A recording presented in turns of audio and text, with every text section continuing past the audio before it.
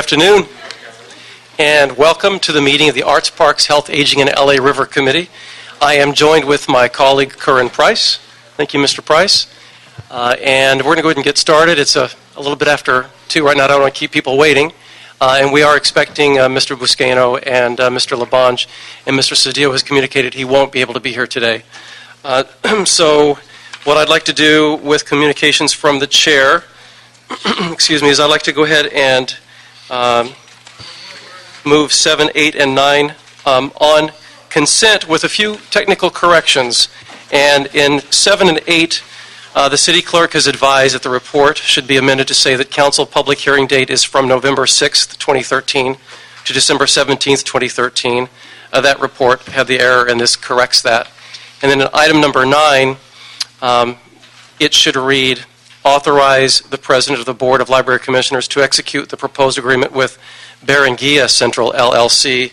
It had erroneously stated the wrong LLC, so this is a pretty important technical correction to make. And having said that, as I said, with a report from the chair, move 7, 8, and 9 on consent. Very good. So move. Thank you, sir. That helps. And with that, There we they will. go. There they go. Oh, here we. Okay. There Thank they you. go. Thank you, library. Magic words. I always did know how to clear a room. And with that, we will start with item 1.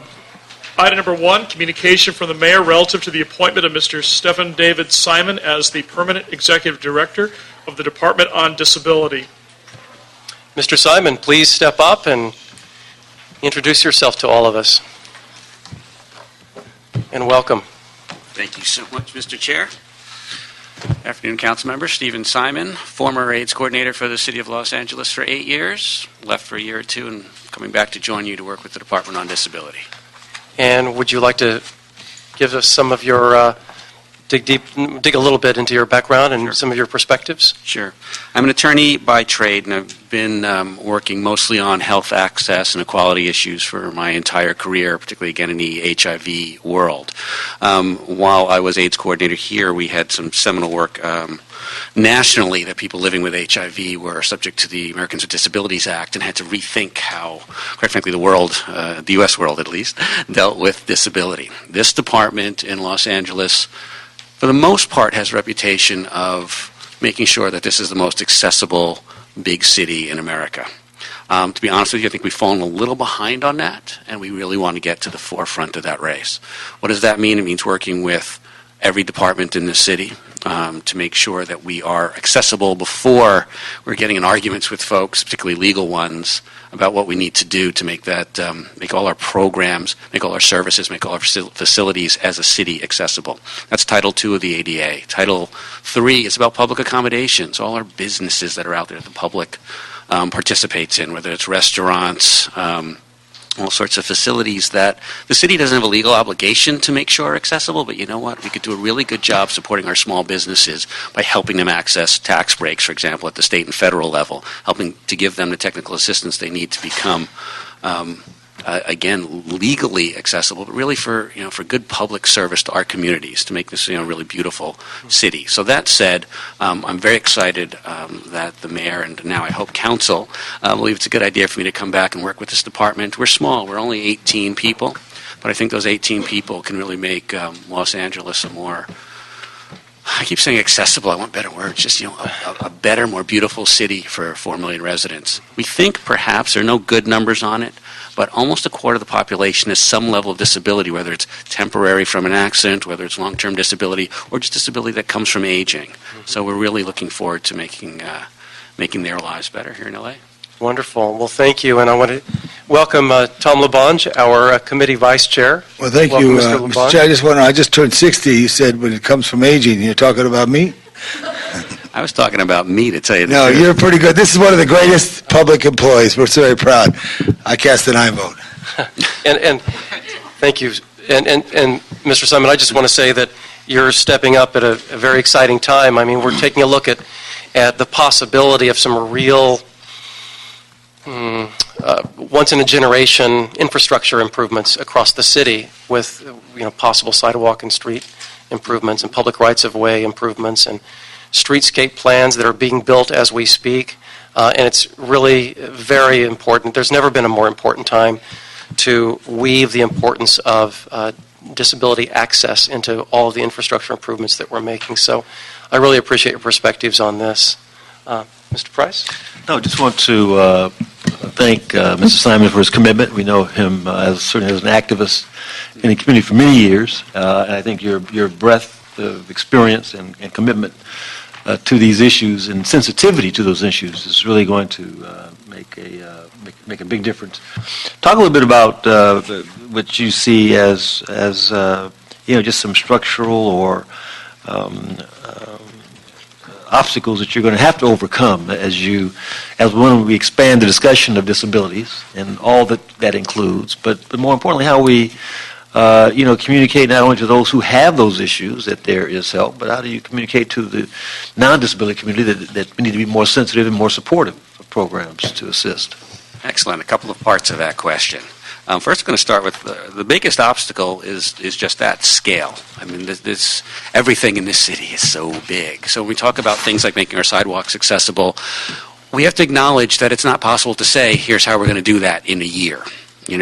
But it is possible to say how can we do it most efficiently, most effective for the most people as quickly as possible.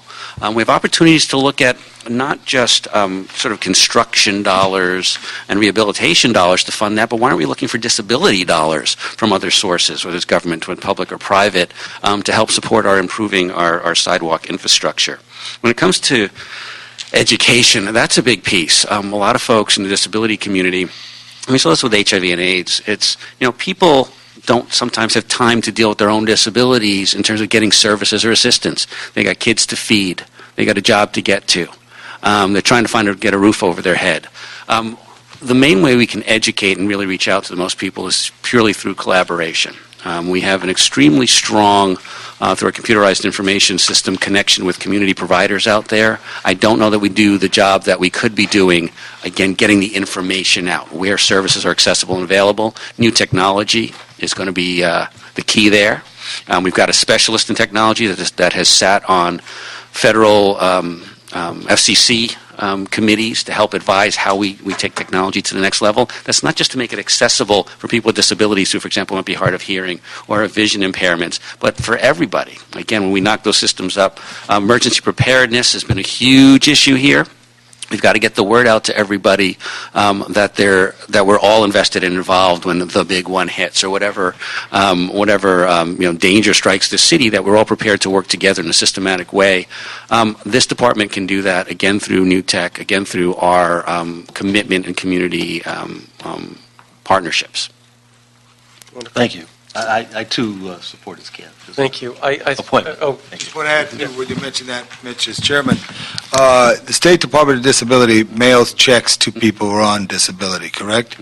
And then there's a different degree. I often felt, because this is what I asked on the Public Works Department, if we get information from the state that in 90066 or 90012 or whatever it is, that's the most people who have physical challenges, that we do our concrete work for sidewalk in that order, not, split it up by 15, go where the need is, where the more people need this. And I think that's one way to do it. And also, I've asked my deputies to survey it. It's amazing. Hyperion and Fountain. You think Hyperion and Fountain, all corners would have curb cuts? No, they don't. And there's a lot of big streets, and we should really survey them where the people are, mostly, and then go from there down. But that's something I'd like to work with you on in 2014 in a Public Works matter. Maybe we get the Board of Public Works involved and just do it by region and make a difference instead of spreading it a little by little each over. That's the toughest job for departments. They have to split things by 15 instead of going where the need is. So, but thank you very much, Mr. Simon. Thanks, Mr. Labonja. A priority-based sort of approach. Yes. Very good. All right, well, I agree, and so I think unanimously we move Mr. Stephen David Simon forward as our Executive Director on Disability to the full City Council. Thank you so much. Thank you. Appreciate your time, gentlemen.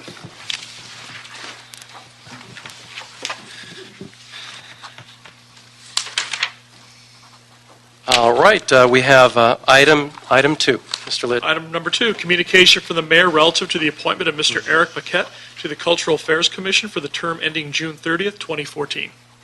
Please. Welcome, Mr. Paquette.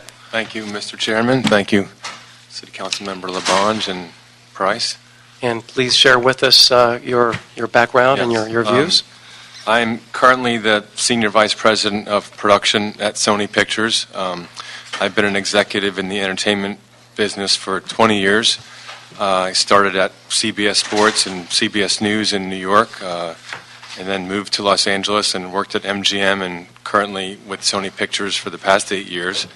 And during my time in New York and Los Angeles, I was also very involved with New York Cares and LA Works, which are organizations that work within socioeconomically challenged communities to provide access to arts to many of these children. I'm also on the board of the Johns Hopkins School of Education, which is a division of a great university that works with their neuroscientists to basically tell people how the brain works, and it is essentially taking that information to create a curriculum that is one in which students are taught in a way in which they can retain the most information. Teachers are motivated to try a new form of curriculum, and it's one that has been working very successfully around the world. And former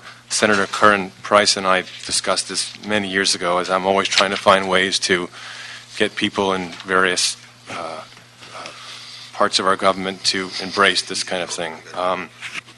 I think the Cultural Affairs Department is an opportunity that I look forward to being a part of, if confirmed. With Los Angeles being the entertainment capital of the world, I think that there are many public-private partnerships that need to be created to help advance cultural programming and exposing the arts to various neighborhoods across the city. Wonderful. And what are some of your views with your incredible background? And I want to thank you for your interest in serving on this commission. What are some of your interests in terms of involving our traditionally underserved neighborhoods, especially our youth, in cultural arts, cultural affairs, endeavors? That is the one thing that interests me most. I mean, I think that, as President Obama had said a while back, not educating our youth in a creative way is a national crisis. And I think that there are many programs that can be involved, and I look forward to working with each city council member in their district to train students. Sony Pictures has a Cal Arts program through the Cultural Affairs Department in which they train youth between the ages of 11 and 15 in animation and teaching them to be future animators. And this should not be about one company. It should be many companies, not only in the entertainment business, but Silicon Beach, and many companies that are forward thinkers, that understand that training and creating creative people of tomorrow is only going to be beneficial to our city and our state and our country in the long run. So that is actually my number one priority, are helping socioeconomically challenged youth become trained and get involved in the arts. That's terrific. It's just so ironic that in our public school system, when there are cuts to be made, it's always in the arts. And I know just from personal experience, my entire family exposed to art at a very young level, and that definitely unlocked academic abilities in our brains just by virtue of exploring the artistic world. And absolutely, it's so important. And I have a goal of playing my part in making this a city one of the great cities of the world in relation to arts, public sculptures, public works of art. And what are some of your ideas to help us get to that world-class status that other world-class cities have? I think that I think very few people actually know this department even exists. And that's number one. I think that we live now in an internet age where social media has become so unbelievably important to everybody. We need to create a website that feels like it's from this time and age, so that there's a way to disseminate information to communities, to local artists, so that they're aware of what's going on. And, I can envision, for instance, Barnesdale, which is an incredible art center, but I think few people know about it. I envision a future where we create programming throughout all these cultural centers where U.S. City Council members and our mayor can talk to businesses outside of our state and point to these cultural centers as a reason why CEOs should move their company to this city. And right now, they're vastly underutilized.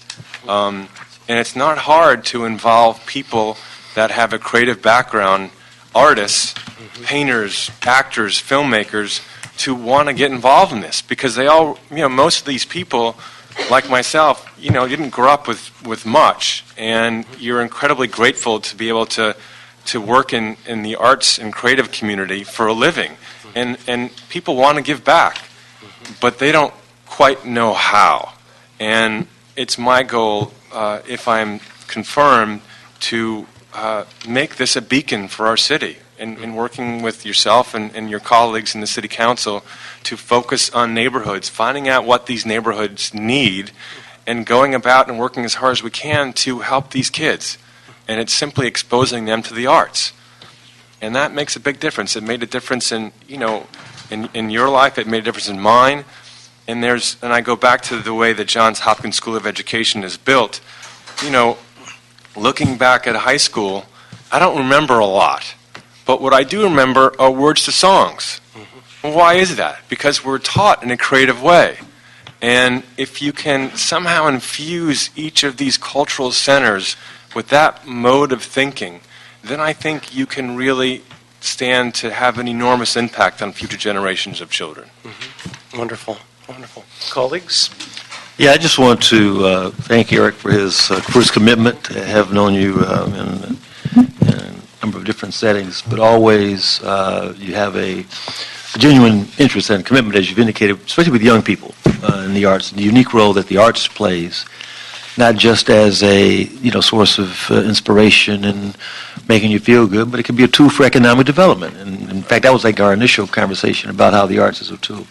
But talk a little bit about how cultural affairs, the Convention Bureau, the Tourist Bureau, kind of how we can work in a more collaborative way, because I agree with you, this whole idea of cultural tourism, of expanding the arts, our notion and appreciation of the arts, encouraging folks to come not just downtown, not just to Hollywood, but to Leimert Park or Central Avenue or East LA or, Thai Town. How do we really infuse the cultural energy, excitement, resources as a part of our overall I would marketing? say I look forward to your collaboration, Councilmember Price, as well as many of your colleagues, to help with this.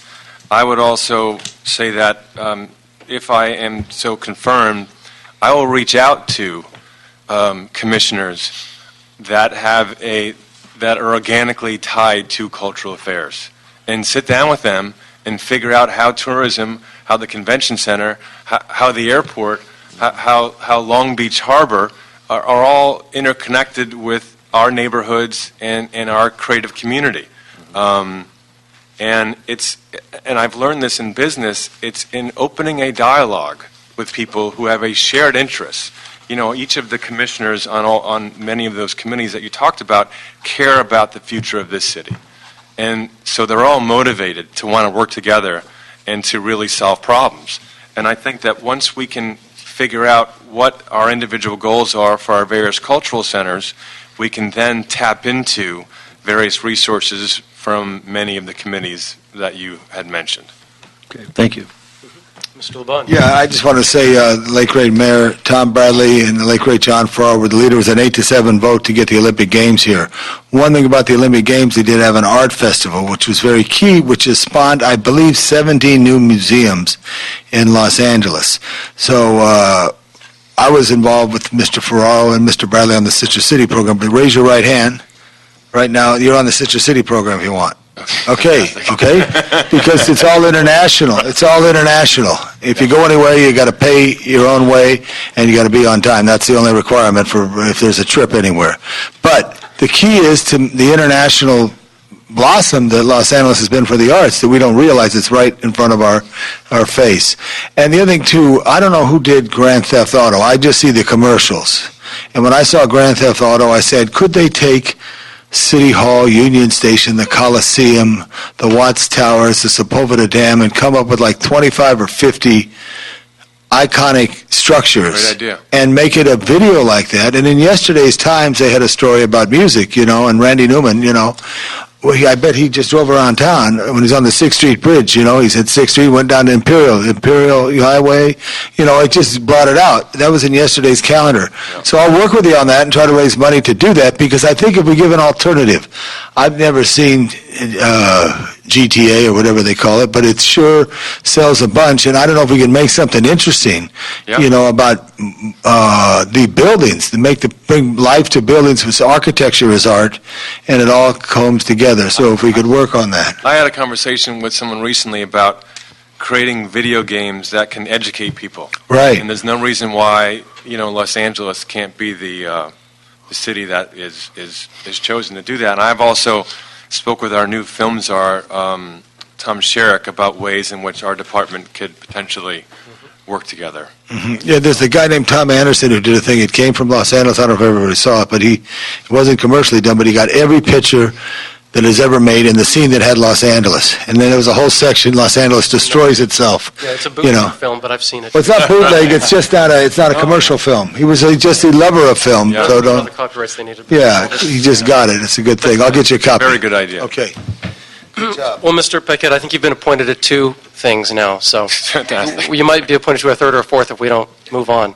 So I think we're unanimous with. Unless I hear otherwise, to move you forward to the full City Council. Thank you. I appreciate it. Thank you. Thank you. See you, Eric. All right, and items 3, 4, 5, and 6 we'll hear together. And I'd like to bring up the CAO's office along with Rec and Parks. Okay. Item number 3 is CAO report relative to proposed concession agreement with Monterey Concession Group, Inc. for the operation and maintenance of the Griffith Park Wilson Harking Golf Restaurant concession. Item number 4 is CAO report to proposed concession agreement with Robert Hagverdadian and Melina Manuki for the operation and maintenance of the Roosevelt Golf Course Cafe. Item 5, CAO report relative to proposed concession agreement with Rancho Park Restaurant, Inc. for the operation and maintenance of the Rancho Park Golf Course Restaurant. And finally, number 6, CAO report relative to proposed concession agreement with JL Dining Service for the operation and maintenance of the Hanson Dam Golf Course Restaurant. These are all going to council on December 3rd, 2013. Welcome. Thank you. Good afternoon, council members. My name is Leah Chu from the Office of the CAO. What you have before you are 4 proposed concession agreements for the operation and maintenance of restaurants or cafes that are located within golf courses that are owned or operated by the city. Each of these agreements are for 1 year with 2 one-year contract renewal options followed by month-to-month basis renewal options. Each of them also has a fixed monthly rental fee, but they are subject to annual adjustments based on the prior year receipts of that concession at the sole discretion of the department's general manager. So item 3 is for a concession agreement for the Griffith Park Wilson Harding Golf Restaurant. And this will be awarded to Monterey Concessions Group with a monthly rental fee of $8,200 and an annual rental fee of $98,400. Item number 4 is for Roosevelt Golf Course Cafe to be awarded to Robert Hagverdian and Melina Manuki, sole proprietors, for a monthly rental fee of $950 and an annual rental fee of $11,400. Item number 5 is for Rancho Golf Course Restaurant to be awarded to the Rancho Golf Course Restaurant Incorporated. This agreement is slightly different because it includes the sale of golf merchandise and golf club rentals. The monthly rental fee is $2,300 and an annual rental fee of $27,600. And the last item, item number 6, is for the Hanson Dam Golf Course Restaurant, which will be awarded to JL Dining Service. The monthly rental fee is $1,300 and the annual rental fee is $15,600. And this agreement is slightly different as well because the terms and conditions includes the requirement for the concessionaire to also abide by the lease requirements that the city has with the U.S. Army Corporation Corps of Engineers, because the restaurant is located within the Hansen Flood Control Basin. At the time of the CAO reports, some of the concessionaires have not yet submitted all the necessary compliance documentation, but as of this morning, all of them have been submitted and uploaded to the city's Business Assistance Virtual Network System. However, the department just needs to follow up with the Bureau of Contract Administration to ensure that all these compliance documentation is verified. There were also concerns regarding the Good Food Purchasing Pledge. The agreements do not include this pledge specifically. However, we'd like to point out that the proposed agreements does include a requirement on these agreements that states that the concessionaire expressly agrees to comply with all current and future city and department food programs. And so this concludes my report. And so I'm here for any questions. Okay. Thank you, Ms. Chu. Mr. Scholl? Good afternoon. Mike Scholl, Assistant General Manager, Recreation and Parks. I would, just to reiterate, these are extensions, and these are related. Each one of these is an extension to an existing contract. We fully plan and intend on putting each one of these back out for bid, but for an RFP process. But we're asking for these extensions mainly because we're in the process of bringing on a golf consultant to look at our entire golf operation, not just in the golf world with the sport, but also looking at all the different amenities, concessions, and otherwise that go along with all that. So we're very close to bringing them on board. We want to make sure that we have the best practices in place, when we put our new RFPs out, and we're hoping that particular contract will help us do that. So, and it would be at that time we'll expressly put in there the city's food policy and make sure that those things are all taken care of when we put that out. And that's something that we'll be talking to our golf consultant about when we bring them on board, which is very, very soon. A question. How many I should know this, I'll know it now, but how many golf centers are there in our recreation and park system?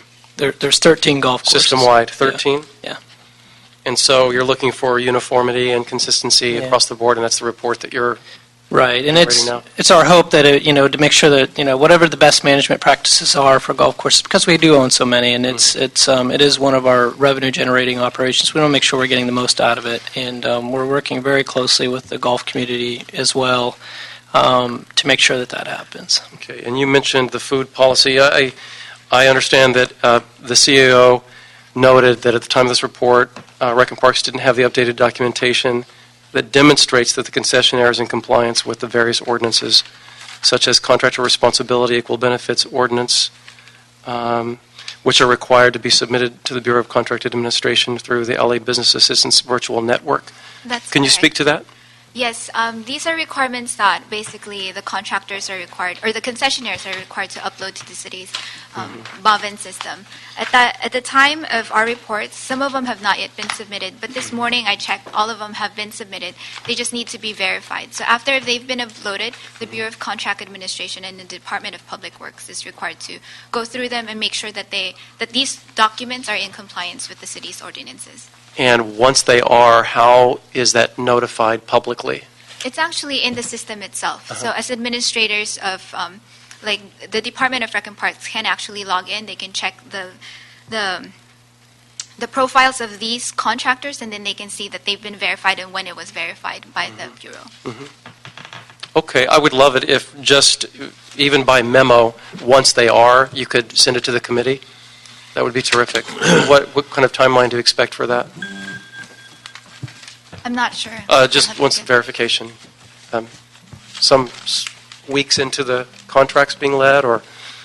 It depends when the documents are actually submitted to the Bureau. I think that they've given timelines of 3 to 4 weeks. But we can ask for an update, and we can provide you with that information once they've given it to us. Terrific. Yeah. Thank you.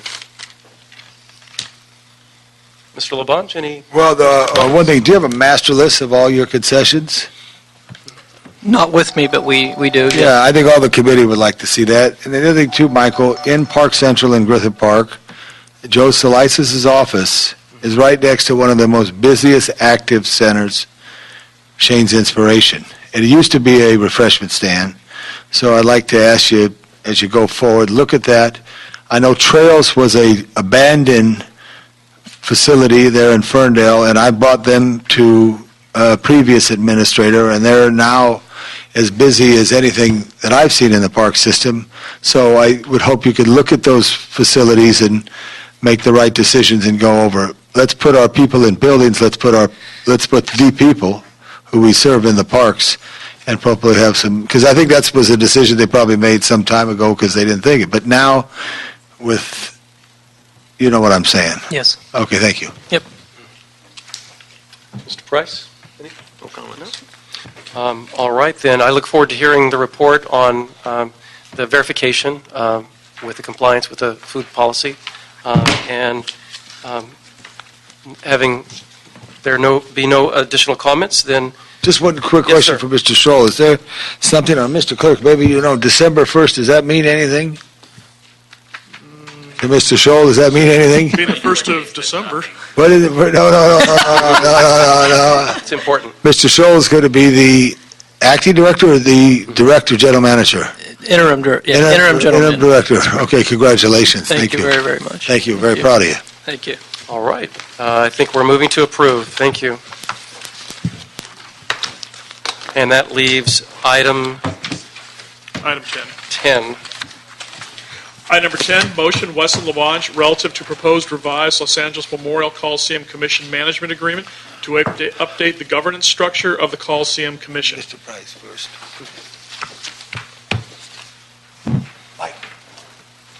And do we have anyone here on this item?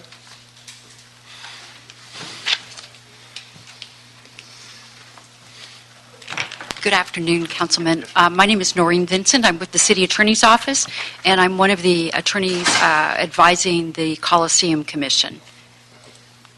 So I'm here to answer any questions that you may have. Can you, since 2 out of the 3 of us are new on this committee, if you could just give us the recent background that occurred before Mr. Price and I were sworn in on July 1st, that would give us the context of why we're hearing this today. Certainly.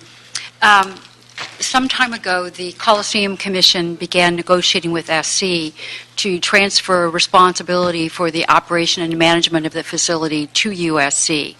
And that has occurred, and USC is now managing it. As a result, the need for the commission to meet on a monthly basis and have 9 members was something that the JPA considered, whether that's what they wanted to continue to do or indeed if they wanted to recommend an alternative structure. Currently, there are 9 members. It's a joint powers authority that was formed with the city, the county, and the state of California, and it's been in existence for probably 50 or 60 years or more, at least. More. Over 50 years, because more than that. More Yeah. than that. I think since the beginning of time, because it was Exposition Park, Exposition, when I built it. And the Coliseum Commission has responsibility for the sports arena and for the Coliseum itself. Some years back, they entered into a lease agreement with SC. SC was using the facilities for its games, and there was an agreement by the Coliseum Commission that it would install about $70 million worth of improvements. They were unable to do that, and so the result was essentially USC saying, well, we'll come in and we will put in those improvements, but we also want to operate and manage it. So the 9 members met on a number of occasions to talk about the proposed revisions to the structure. The feeling was, since USC is really operating it, that they did not need to meet as often, and nor did they feel they needed to have the 9 members. So they recommended that the Joint Powers Authority be revised so that there would be 3 members, 1 appointed by the city, 1 by the state, 1 by the county. As to the city, the recommendation was that the appointee be by the mayor and that the alternate be appointed by the city council. They are also going to be meeting on a quarterly basis as opposed to the monthly basis. And the other shift is that the services for the Coliseum Commission have been provided by essentially the county and the city, the legal services. What this will essentially do is allow the Coliseum Commission, instead of employing an executive director and utilizing city attorney and county council, to basically contract with the county to provide management services. And as a result, they will be staffing the commission, and they will also be providing legal services through county council. So that essentially is what they're trying to do with this. The proposed revisions to the JPA already have been submitted to the County Board of Supervisors, which approved it. It's been submitted to the state of California for approval, but as of yet, the state has not approved it. It's coming before your body to consider, and the deadline is looming. They're concerned about the financial position of the commission and making sure that these changes are in place in the transition to the county for administrative purposes. I see in the motion, action is needed to approve the proposed modifications to the agreement and authorize that the mayor execute the revised JPA agreement no later than December 1st. Correct. They are operating on the deadline. And the original Joint Powers Authority was executed by Tom Bradley. All right. Thank you, Ms. Vincent. Colleagues? No, I think this is a, continuation of efforts to transition to a more stable, hopefully more profitable management structure with the university. And I think scaling back the number of board members is certainly appropriate, and the meetings are appropriate. I support the motion as presented, and would urge you to do so as well. Thank you. Yeah, I support it, but just note, in 1920, there was no Coliseum. It was built in 1923. Oh, was it 23? Expanded, yeah, I believe, if my memory's right. But there's a guy named William Garland, and he was a civically minded guy, and he wanted to have the Olympics in Los Angeles, so he went to Antwerp, where the games were being held that year in 1920, and he said, I'm from Los Angeles. We'd like to host the games. How do we do it? And they go, first question, where's Los Angeles? 1920. Second question, and this is very logic, build us a stadium. That's what they said. And they built the Coliseum, and then once we got the games awarded, it was expanded. John Parkinson, who was an immigrant from England, was an architect. He did Union Station, Bullocks Wilson, this building, the Coliseum, as well as 236 other buildings, including every building at 5th and Main or something like that. So it's a very special place, but now I think it's time that there's be a focus group scaled down, and the partnership, and the public-private partnership with the university is a good thing. So I vote. Thank you, Ms. Vincent. Terrific. Well, Thank you. without further comment, I move that we approve and move this Thank to the you. full city council. Thank you so much. So much. When will it come to council? As soon as we can probably get it's the 10th or the 11th. Well, what about the 1st of December, Mr. Clerk? They asked for the 1st of December. Gosh. Sorry, we weren't instructed to put it on Can we until... forward with this or something? Yeah, could you get it on? Because why don't we do it on Wednesday? Just pretend, We need to authorize the mayor by December 1st, so We'll see what we can do. Notice, that'd be great. maybe special. Can they bring it on as a special? Yeah, we could do a special. all right. You know, within Let's do that then. Special, 4 that's hours. good. Okay, so move And the that basis- we, Mr. O'Farrell, sorry to Yes. interrupt. The basis would Please. be that the December 1st. That- Yeah, and we do it Wednesday and forthwith it.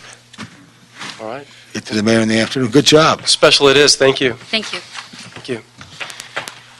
And since there are no public comment cards today and no other agenda items, then I think we can adjourn. Thank you so much. Thank you. The president said to have this on so the president Okay. Otherwise, I can't do anything with it. Well, thanks. But I can-